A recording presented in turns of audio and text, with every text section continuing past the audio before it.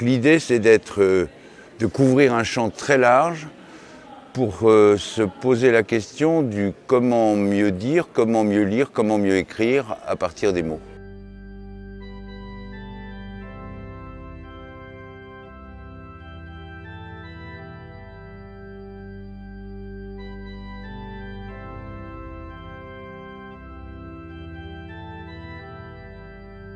La vocation de ce festival, c'est de mêler le plaisir et la réflexion. Je crois que ce n'est pas antinomique et l'équipe qui est avec moi a ce souci de permettre aux gens de réfléchir sans s'ennuyer, de penser avec bonheur. Donc la programmation s'efforce d'être éclectique. On peut aussi bien parler de Frédéric Nietzsche, de Marguerite Duras, que donner la parole à Vincent Roca ou à Stéphane de Groot. On peut s'intéresser à l'écriture numérique ou bien au premier mot qui a été dit par le premier humain. Mes premiers écrits, quand j'étais ado, c'était quand j'écrivais à mes parents ou à mes amis. Je m'amusais déjà là. Je voulais faire de la belle écriture. Déjà, je commençais à triturer les mots. Et puis, bien sûr, j'ai été influencé par Raymond DeVos, ça, je ne peux pas le nier. Raymond DeVos aurait été évidemment un des invités essentiels du festival s'il était encore parmi nous. Et par conséquent, le fait qu'on puisse remettre un prix qui porte son nom à la Charité-sur-Loire, c'est pour nous un hommage qu'on lui rend tous les ans. À force, je me suis pris au mot, puis je me suis pris au jeu, puis je me suis pris un prix. En pleine figure. J'ai l'impression que ce prix est assez, comment dirais-je, il est très représentatif de ce que je suis. Voilà, et c'est pas comme si j'avais un prix en interprétant un rôle, où là c'est une posture, ou c'est un texte que j'interpréterais de quelqu'un d'autre. Donc là, je me sens très proche de ce prix. Donc il me touche particulièrement. À tous, je vous le dis le plus simplement du mot, merci.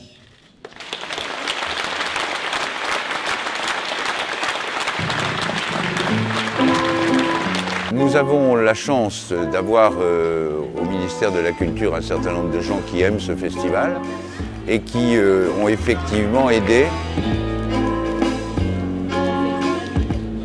La charité bouge et ce que je vois, c'est qu'il n'y a guère que la culture qui peut avoir un effet aussi quasiment magique. C'est-à-dire qu'à travers la culture, que ce soit un festival, des investissements culturels dans le patrimoine, un établissement, il y a toute une ville qui se transforme, toute une région qui se transforme grâce à l'investissement culturel. Et ça, c'est quand même la grande spécificité et la grande chance de la France.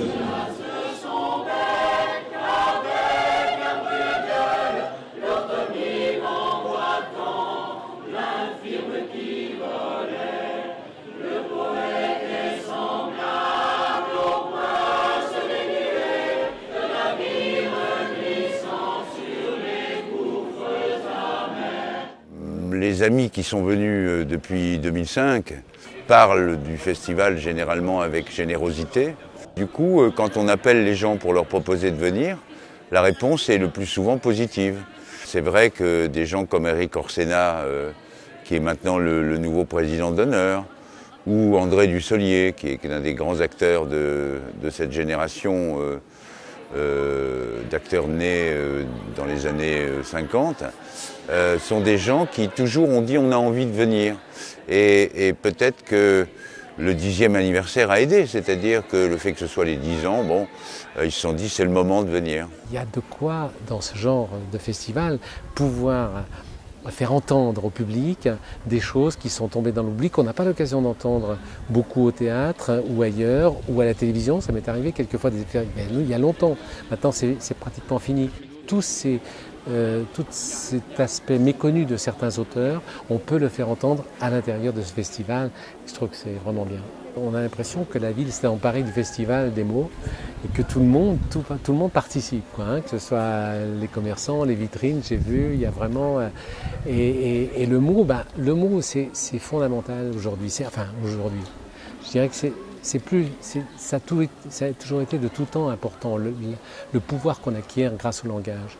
Mais je dis aujourd'hui parce qu'il y a pour moi quelque chose qui me touche et qui me préoccupe, et c'est le fossé qu'il peut y avoir entre les gens qui possèdent les mots et ceux qui ne les possèdent pas. Les mots, les liens avec les mots sont le socle de notre façon de vivre ensemble, c'est-à-dire de notre République.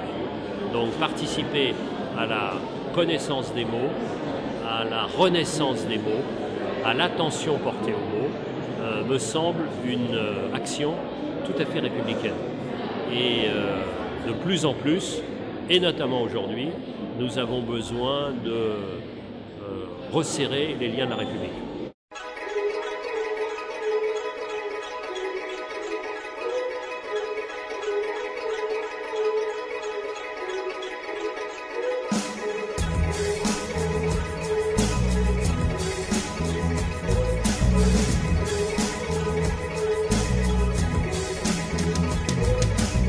Quand on possède les mots, on peut dialoguer. Quand on peut dialoguer, on peut espérer mieux se comprendre. Et si on peut espérer mieux se comprendre, on peut espérer mieux vivre ensemble.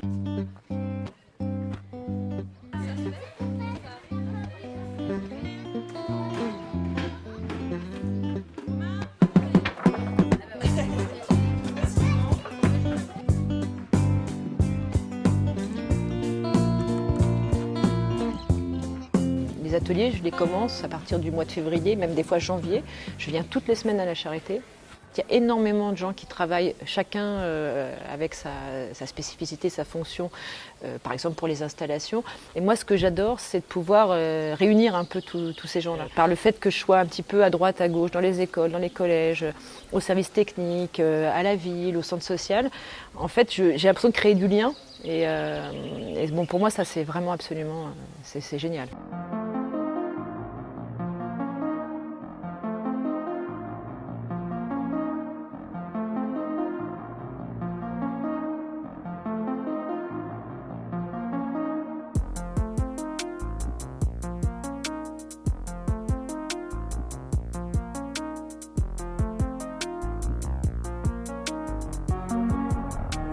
Le mot, c'est vraiment le cœur de mon travail artistique. Je parlais toujours d'une formule sur les 3 M, le mot, la matière et la manière. Donc, ce qui m'intéresse, moi, c'est de partir du mot, c'est de le faire apparaître sous une forme particulière, dans un cadre, dans une situation, dans une mise en scène aussi particulière. Donc il y a toujours ce jeu du décalage entre les deux.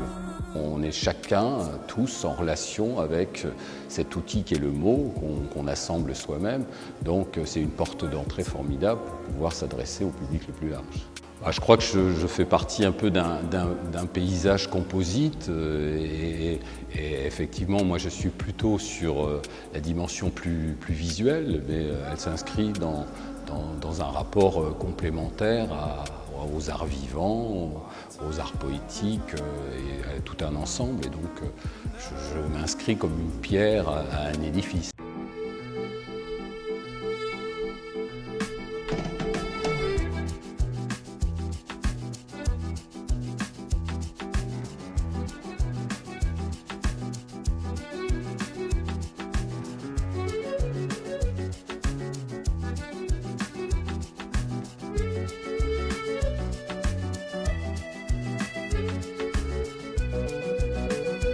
C'est mon univers, quoi. Les mots, je ne pouvais pas mieux tomber sur un festival qui tourne autour du mot. Donc voilà, je suis là comme un poisson dans l'eau, comme un poisson dans les mots. Je suis rassuré aussi de voir qu'il y a des gens qui sont sensibles aux mots, à la langue française, compte tenu de ce qu'on peut voir à la télévision aujourd'hui, qui est un nivellement souvent par le bas. Et les gens ne sont pas aussi cons que ce que certaines personnes veulent bien croire. Voilà. Donc je trouve ça rassurant tout ça. Ce festival a véritablement réussi à avoir une exigence culturelle forte et en même temps une grande ouverture au public. Et c'est ça qui fait sa grande qualité. Vous savez, 10 ans par rapport aux 1200 ans de vie pour l'instant de la langue française, c'est qu'un début. 10 ans alors que l'Académie française a été créée en 1634, pour moi c'est pas grand-chose. 10 ans alors que j'ai 67 ans, c'est pas grand-chose. Donc rendez-vous dans 200 ans, où le Festival des mots se sera étendu dans l'Europe entière. Je sens, moi, une atmosphère d'amitié entre les différents protagonistes, c'est-à-dire les bénévoles, les organisateurs, les invités et le public.